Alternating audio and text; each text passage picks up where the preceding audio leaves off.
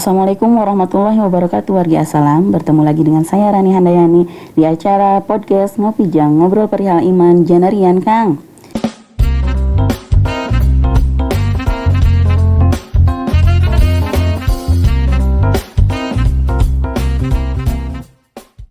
Alhamdulillahirrabbilalamin ya, hari ini kita masih diberikan kesehatan untuk melaksanakan puasa. Dan mudah-mudahan masih tetap semangat ya buat warga Assalam sampai nanti hari kemenangan tiba. Oke, baiklah, hari ini kita kedatangan bintang tamu yaitu Bu Diana Nurmaida. Assalamualaikum Bu Diana. Waalaikumsalam. Apa kabarnya hari ini? Alhamdulillah. Alhamdulillahirrahmanirrahim. Maaf ya ganggu nih, janari-janari gini disuruh kesini. Nggak apa-apa. Tapi udah nyiapin kan buat suaminya? Alhamdulillah sudah saya siapkan. Udah semuanya. siapkan. Diizinin kan datang ke sini? Diizinkan. Alhamdulillahirrahmanirrahim. Bu Diana, sebelum kita memulai obrolan kali ini, buat warga Assalam, jangan lupa tetap patuhi protokol kesehatan ya. Jangan lupa tetap memakai masker, menjaga jarak, dan mencuci tangan atau hand sanitizer. Mungkin boleh dipakai hand sanitizernya Bu Diana. Oke, terima kasih. Baiklah Bu Diana, kali ini kita akan sedikit membahas mengenai puasa tapi tidak sholat. Wah. Nah, mungkin gini ya Bu Diana, kan rukun Islam itu ada 5 ya. Nah, Betul. salah satunya itu sholat dan puasa. Menurut Bu Diana, kedudukan sholat dan puasa dalam agama Islam itu gimana sih? Oke. Bismillahirrahmanirrahim. Saya akan coba jawab ya, Ya, satu persatu. Pertanyaan dari Ibu Ade ya. Untuk kedudukan puasa dan sholat, di mana kedua-duanya adalah merupakan rukun Islam, di mana sholat merupakan rukun Islam yang kedua dan puasa juga merupakan rukun Islam yang keempat.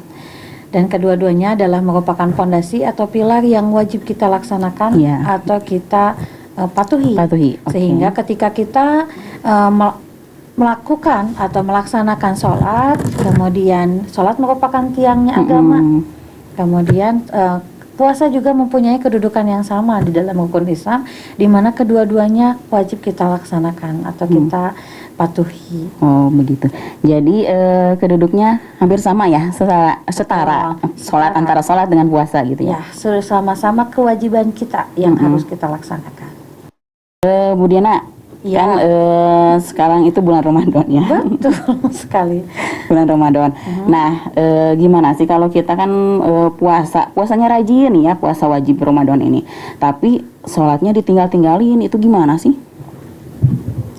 Baik, untuk pertanyaan yang kedua, dia puasa. Mohon maaf, dia puasa, namun puasanya dia tidak melaksanakan sholat, di mana sholat adalah merupakan tiang agama. Ketika kita mendirikan sholat, maka kita sudah mendirikan tiangnya.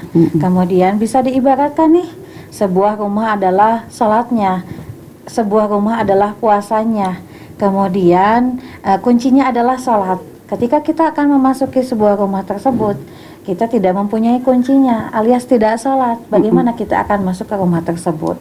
Ya, sehingga ketika kita melaksanakan sholat, kita akan bisa masuk ke rumah tersebut dengan kuncinya, yaitu sholat itu sendiri. Begitu ya. Begitu. Sehingga kita wajib melaksanakan kedua-duanya dengan secara bersamaan. Gitu. Itu berlaku juga nggak buat puasa sunnah yang sering kita laksanakan seperti Senin Kemis, terus puasa hari besar, itu kalau nggak sholat gimana? Sama aja. Kan kalau puasa yang sunnah itu hukumnya tidak wajib. Tetapi ketika kita melaksanakan puasa sunnah, maka kita akan mendapatkan pahala lebih dari puasa sunnah itu tersebut. Kemudian dengan puasa sunnah itu sendiri, apabila kita mempunyai hajat tersendiri, mudah-mudahan itu yang akan memudahkan kita menuju apa yang kita harapkan atau kita inginkan, gitu. Gitu.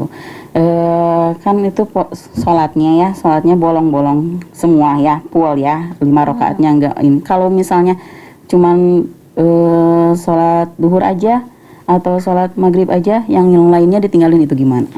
Kalau secara sah atau tidaknya puasa tersebut, puasanya sih sah-sah saja Bu Rani. Namun dalam hal ini pahala pahala puasanya. Walau alam itu adalah urusan Allah, ya. Karena memang ada salah satu pendapat yang menyatakan bahwa kita memang puasa tetapi sholatnya ditinggalkan. Bagaimana nih? Berarti kita memang sudah melaksanakan puasanya sah, namun urusannya dengan sholat itu tersebut itu adalah urusan Allah. Iya. Gitu. Kembali lagi kepada Allah ya. Iya, betul sekali. Gitu. Kalau misalnya gini Bu Diana, kan di bulan Ramadan ya banyak sunah-sunah nih yang harus kita laksanakan, nggak wajib aja ya sunah-sunah. Betul sekali. Bu Diana tahu nggak sunah-sunah apa aja? Sunnah di bulan adalah Ramadan? yang apabila dikerjakan kita akan mendapatkan pahala, dan apabila kita tidak mengerjakan tidak berdosa. Namun di bulan suci Ramadan ini kita hendaknya memperbanyak amalan-amalan sunnah. Kenapa demikian? Karena di bulan suci Ramadan juga dilipat gandakan seluruh amalan ibadah, ya, sehingga ketika kita ingin berlomba-lomba di dalam amal kebaikan, maka Allah pun akan melipat gandakan seluruh amal kebaikan kita di bulan suci Ramadan. Nah, ada beberapa amalan sunnah di bulan suci Ramadan. Yang pertama adalah dia menyegerakan berbuka puasa, ya. Kemudian yang pertama adalah dia mengakhirkan makan sahur. Nah, pada saat dia mengakhirkan makan sahur itu minimal Burani 10 menit sampai dengan 15 menit sebelum imsak. Nah, gitu ya. Kemudian yang kedua adalah menyegerakan berbuka. Menyegerakan berbuka ini ketika adzan, adan, Allahu Akbar, ya. Burani menyegerakan dengan berbuka puasa. Kemudian yang ketiga adalah dia berbuka dengan doa, tidak dengan rusuh ya ketika berbuka puasa itu, karena di meja makan sudah tersedia aneka kolak dan lain sebagainya. Kita segera untuk menyantap tidak, tetapi alangkah lebih baiknya dengan berdoa terlebih dahulu. Kemudian melaksanakan amalan-amalan sunnah dengan melaksanakan sholat tarawih, i'tikaf. Namun di masa pandemi seperti ini untuk i'tikaf mungkin dibatasi untuk kegiatan i'tikaf di masjid-masjid, ya. Karena biasanya juga i'tikaf yang disunahkan itu 10 hari menjelang hari kemenangan, yaitu di hari terakhir untuk mendapatkan malam Lailatul Qadar, ya. Mungkin itu saja untuk amalan puasa sunnahnya. Kalau misalnya kita lagi di jalan nih Bu, kan harus menyegerakan buka puasa. Nggak ada makanan, nggak ada minuman, itu harus gimana Bu kita? Untuk seperti itu, insya Allah lah, ketika Bu Ade sedang dalam perjalanan nih, walaupun tidak ada makanan sama sekali, mungkin bisa dengan membatalkan dengan seteguk air, ya. Airnya walaupun sedikit ewang lah, walaupun itu hanya untuk membatalkan saja, gitu.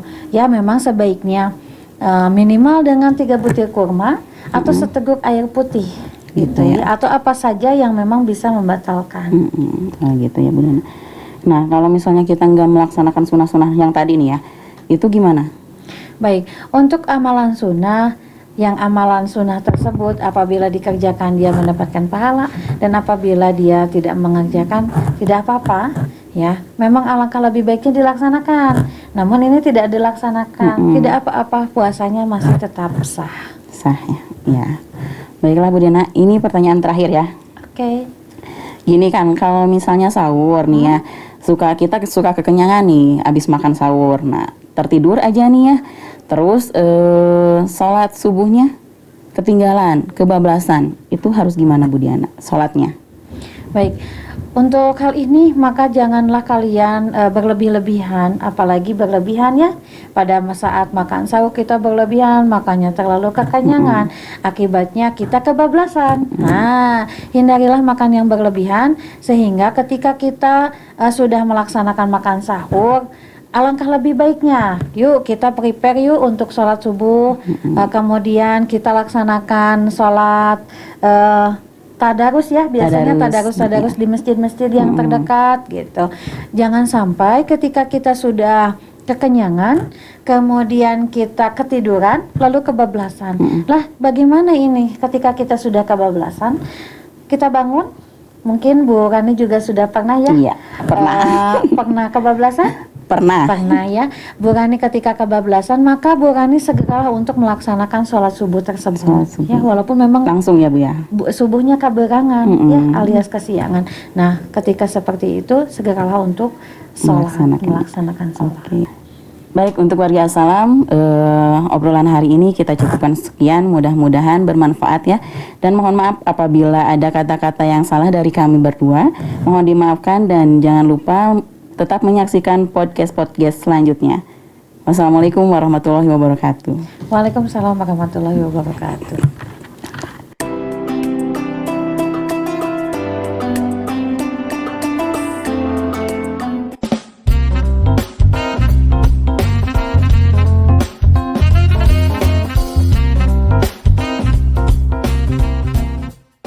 Be strong.